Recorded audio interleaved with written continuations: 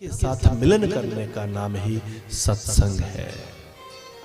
एक राम दशरथ का बेटा, एक राम घट घट में वासा, एक राम अवध दुलारा, अवध अयोध्या, और एक राम जगत से न्यारा। एक कृष्ण गोकुल में बैठे हैं, एक कृष्ण हमारे अंदर है। एक राम अयोध्या में बैठे हैं, एक राम हमारे अंदर है, और एक राम जगत से न्यारा। एक राम अयोध्या में बैठे हैं, एक राम हमारे घट में बैठे हैं, एक राम पूरे जगत से अलग है। इस रहस्य को समझने का नाम सत्संग है। बाहर के राम और अंदर के राम के बीच में जो गैप है, उस गैप को दूर करने का नाम सत्संग है। उस गैप को दूर करने का नाम भागवत है। भागवत, भ से भक्ति, ग से ज्ञान, व से वैराग्य, त से तप। भक्ति, ज्ञान, वैराग्य को धारण करके जब जीवात्मा तप करती है तो उसे भागवत कहते हैं। ये थोड़ी ना कि भागवत आए, सुने, ताली बजाई चले, उसे भागवत नहीं कहते। ये नहीं कि बस एक तरफ से सुना, दूसरी तरफ से निकाला, बोला भागवत हो गया। हम लोग तो भागवत के बीच में भी या तो निंदा चुगली करेंगे, उल्टे सीधे काम करेंगे, नुक्ताचीनियां करेंगे, ये कहेंगे वो कहेंगे। नुक्ताचीनी करने के लिए आते हैं ज्यादातर लोग कथाओं। अपने अंदर से झांके, जब आप कथा की तरफ चले थे तो आप क्या सोचकर चले थे?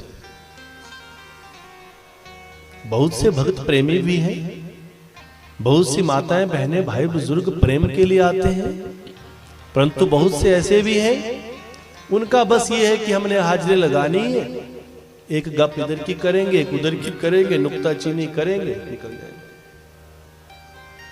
जबकि सत्संग में, भागवत में कहीं भी चला हो तो कैसे जाना चाहिए? ये सोच के जाना है कि हम बिल्कुल कंगाल हैं, हम बिल्कुल भिखारी हैं, हमारे पास कुछ भी नहीं है, हम परमात्मा के दर पर मांगने के लिए आए हैं। कैसे आता है भिखारी? आपकी गलियों में भिखारी तो आते ही होंगे ना, देखे हैं ना, मांगने वाले लोग देखे कैसे मांगते हैं। इतने नम्मे हो जाए, चाहे असली भिखारी है चाहे नकली भिखारी है, इतना इतना निम्मे हो जाते हैं कि उनको देखकर दया आ जाएगी, दया आ जाएगी। वैसे ही निम्मे हम सबको होना है। जब हमारा सब कुछ लुट जाता है फिर हम निम्मे होते हैं।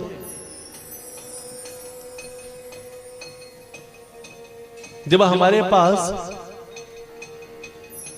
5-5 बिल्डिंग बनी होती है, गाड़ी बंगला हमारे पास खूब होता है, तो हम अपनी अकड़ नहीं छोड़ते।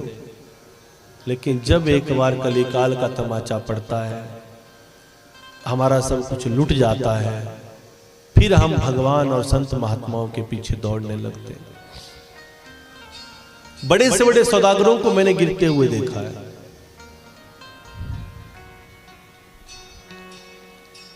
अभी इसी शनिवार को जो भगत आश्रम में आए होंगे तो उनके सामने एक केस आया था। एक माता आए थे पंजाब से, तो उनके पास 14 या 15 गाड़ियां, 14 या 15 गाड़ियां, बहुत टॉप का बिजनेस। और इस शनिवार को वो मिले आए तो कहते हैं कि 2.5-3 महीने के अंदर पता ही नहीं चला कि 14 से 15 गाड़ियां कहां चली गई। सब कुछ लुट गया, सब कुछ बर्बाद हो गया। 3 तो घर में मौतें हो गई, 3 मौतें हो गई, ऐसा जंजाल छाया कि सारी गाड़ियां लुट गई, बर्बाद हो गई। और ऐसा बुरा वक्त चला कि बोले कि नए बिल्डिंग में, नए मकान में, नए लगे हुए पंखे एक ही साथ में, एक ही हफ्ते में घर में लगे हुए घूमते घूमते पंखे भी नीचे गिर गए। एक गिरे तो इत्तेफाक मान लें, 2 गिरे तो इत्तेफाक मान लें, अगर आपके घर के सारे पंखे एकदम गिर जाएं तो क्या होगा? खराब हो जाएं तो इत्तेफाक हो सकता है, पर गिर जाएं ऐसा हो सकता है? ये वक्त है, वक्त बहुत प्रबल है। इसीलिए मैं सबसे आग्रह करता हूं, कभी भी अपने जीवन में अहंकार मत करो। ये अकड़, ये अहंकार किसी चीज की, किसी काम की नहीं है। एक पल में वक्त बदल जाता है। राजा परीक्षित के घर में क्या नहीं था, पूरी दुनिया का, पूरी सल्तनत का मालिक था वो। एक ही पल में केवल एक संत का थोड़ा सा अपमान करने के कारण ऐसा वक्त बदला कि सब कुछ रखा के रखा रह गया।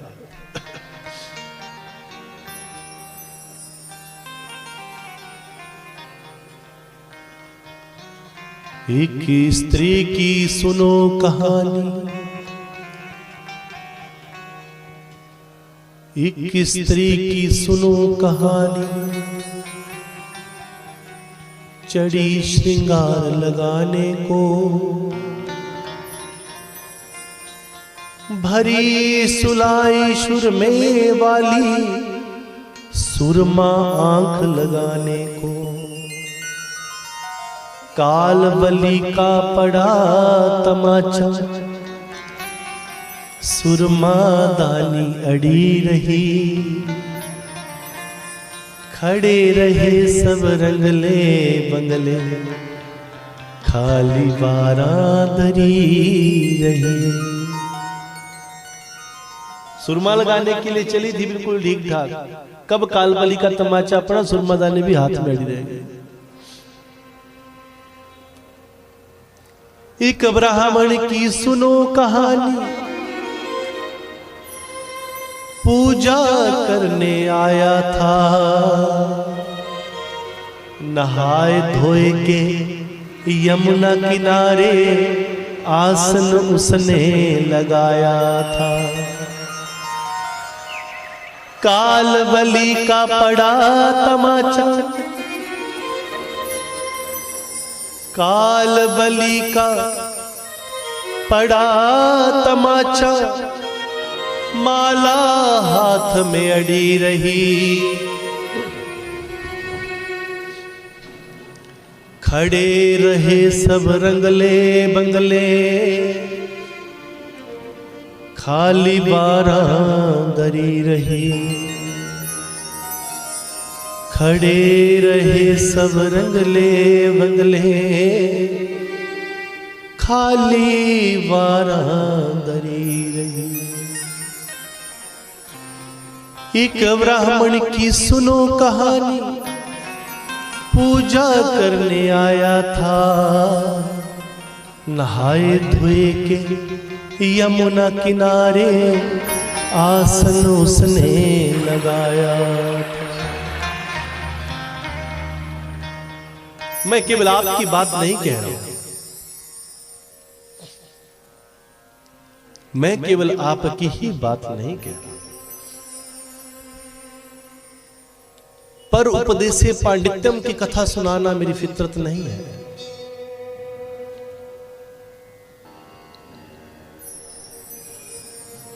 ऐसी कथा न सुनिए न सुनाइए जो अपनी जिंदगी में इंप्लीमेंट न कर पाए।